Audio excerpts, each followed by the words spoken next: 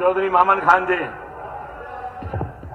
Speaker sir, मेरी अध्यक्ष महोदय, सबसे जो मेरी मुख्य मांग है वो मेवात में चल रहे बूचड़खानों की है। मैंने पहले भी क्वेश्चन उठाए, जिनसे तरह तरह की बीमारियां लोगों में फैल रही हैं, यहां तक कि बच्चों के रिश्ते तक नहीं होते, जो आसपास के गांव इतनी बदबू होती है आप बैठ नहीं सकते।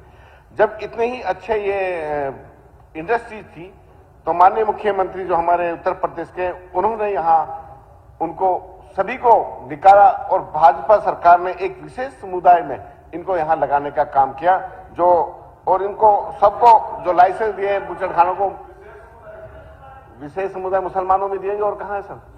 और क्या सर? सबसे ज्यादा टाइम को क्यों वेस्ट करो सर, प्लीज। तो सर यदि इतने ही फायदेमंद होते तो शायद उत्तर प्रदेश के मुख्यमंत्री को यहां नहीं भेजते। सर, कुछ दिन पहले मैंने घाटा शमशाबाद का यूनाइटेड फार्म प्रोडक्ट का बूचड़खाना की शिकायत भी लगाई थी और गांव वालों ने भी इसकी शिकायत मुख्यमंत्री को की थी। और उसमें गांव वालों ने लिखा था कि खेतों में इनका ब्लड का जो है, सरसों का खेतों में भरा हुआ है, और उसकी वीडियो और जियो टैग क्लिप भी उपलब्ध कराई थी मंत्री जी को, जबकि मंत्री जी ने सभी बातों को सर से नकार दिया। इससे पहले यूनाइटेड प्रोडक्ट जो फार्म है जी, इसके बीओडी, सीओडी, टीएसएस सभी सैंपल तीनों फेल हो गए। यही हालात मांडीखेड़ा के बूचड़खानों का है सर। उसके पश्चात माननीय मुख्यमंत्री से मैं 6 गांवों के सरपंचों की शिकायतों को लेकर मिला तो माननीय मुख्यमंत्री जी ने कहा, आश्वासन दिया कि मैं इन पर जरूर कार्रवाई करूंगा। और जब माननीय मंत्री जी को सारे सबूत, टेस्ट जो फेल हुए थे उनकी रिपोर्ट के बारे में बताया तो पोल्यूशन मंत्री जी ने सभी बातों को सदन में सर से नकार दिया और कहा कि ये इंडस्ट्रीज सभी बूचड़खाने नियम अनुसार चल रही है। अध्यक्ष महोदय, यदि इतनी ही अच्छी इंडस्ट्रीज है, 2-4 बूचड़खाने बादशाहपुर में भी लगा दो जी, पता चल जाएगा वहां के लोगों को कितनी अच्छी इंडस्ट्रीज है। इसका एहसास तब होगा जब वहां इनको लगा दिया जाएगा।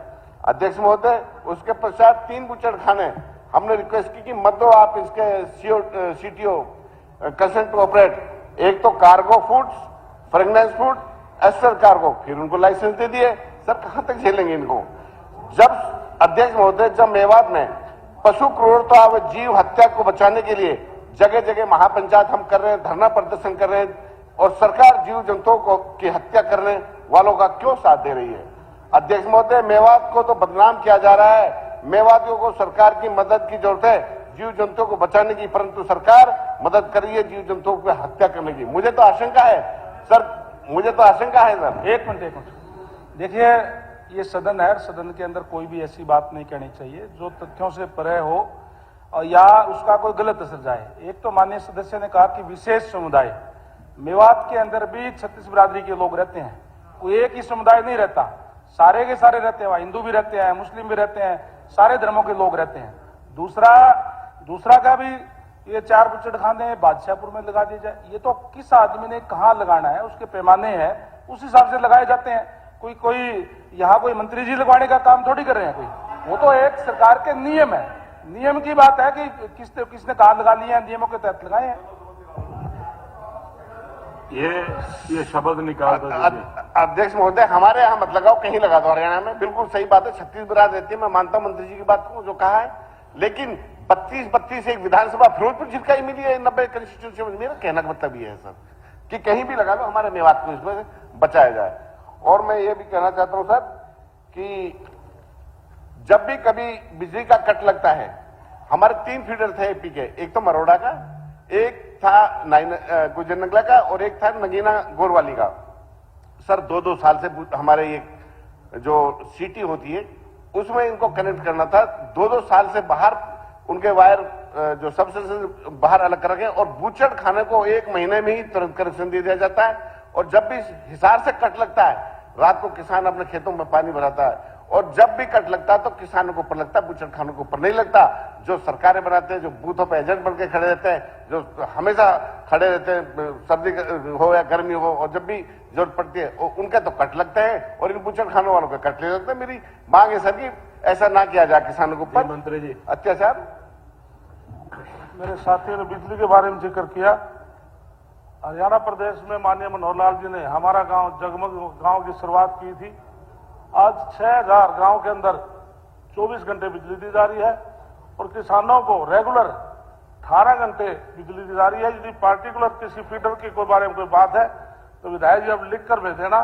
यदि कोई कंडक्टर चेंज होने की बात है, कोई जियो स्विच लगाने की बात है, तुरंत उस फीडर की मेंटेनेंस करवा दी जाएगी। सर सोर्स वो नहीं है सर। मैं कहता हूं कि जो वहां से हिसार से जियो स्विच की मांग ही नहीं है मेरा मांग कुछ और है। मैं मांग रहा हूं कट की। ये तो कहो ना कि किसानों के ऊपर कट नहीं लगेगा, बुचड़खानों पर कट लगेगा, ये आश्वासन दो मुझे आप। किसान सर, एक हमारा बीएनआर मिनिस्टर गंगवा जी ने पिछली बार विधानसभा में ये अनाउंस की 470 करोड़ रुपए नेशनल हाईवे 248 को दे दिए गए। बिल्कुल सही है, लेकिन सर उसमें टेंडर भी होगा। उस पर लगातार हम उसको खूनी रोड के नाम से बोलते हैं, लगातार डेथ होती है डेली 2-4। तो मेरी सरकार से मांग है सर आपके माध्यम से उसको जल्द से जल्द शुरू करा दिया जाए। इसी तरह सर एक सबसे मैं जो मुद्दा है हमारा दहेज प्रथा का। हाँ जी हाँ, सुनो सी, क्यों आप सुन हमारे लिए सबके लिए सर दहेज प्रथा का है। जब सेंट्रल एक्ट इसमें है तो सर उसको लागू क्यों नहीं किया जाता? आज देश में क्या हाल है, हरियाणा में क्या हाल है, गरीबों की बहन बेटियां विदा नहीं होती, बहन बेटियों को इतना पढ़ाते हैं, उनका इतना परिवारों का शोषण होता है, फिर दहेज नहीं मिलने से बहन बेटियों को डिवोर्स दे दिया जाता है, तलाक दिया जाता है। मैं सरकार से बहुत जोर शोर से आपके माध्यम से मांग करता हूं कि सर इस पर कोई एक्ट ऐसा आए जो गरीब आदमियों को, बहन बेटियां, उनका भी अपने समय पे विदाई हो जाए। और सर एक और है मेरा, नहीं, दहेज को लेकर अगर कोई शिकायत करता तो उसके खिलाफ कार्रवाई होती है, ऐसी बात नहीं। सर आजकल एक्ट बदल दिए हैं सर, नहीं होती, कुछ भी नहीं है, खड़ी जमानत हो जाती है जी। एक्ट बदल चुके हैं सर अब। सर हरियाणा में सर हमारे यहाँ हरियाणा में देखते हैं तकरीबन जो व्हीकल्स होते हैं उन पे ग्रीस लगा लेते हैं नंबरों पे, एक्सीडेंट करके वो भाग जाते हैं, वो कैमरों में भी नहीं पकड़े जाते। तो मैं ये कहता हूं कि सर इस तरह के जो व्हीकल्स हैं उनका आइडेंटिफाई करके नहीं, और उनको खिलाफ भी सख्त से सख्त कार्रवाई की जाए।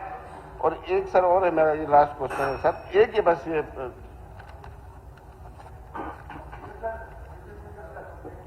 अध्यक्ष महोदय, एक टीजीटी अध्यापकों की इतनी कमी होने के बावजूद भी लगभग 200 से लेकर 250 टीजीटी के अध्यापकों को जो जबरदस्ती मेवात कैडर से निकाल के आरओएच में डाले हुए हैं, और उनके बावजूद के उन्होंने 3 बार विभाग को एफिडेविट भी दे दिया कि हम मेवात में ही रहना चाहते हैं, यहां से नहीं जाना चाहते और यही नौकरी करेंगे।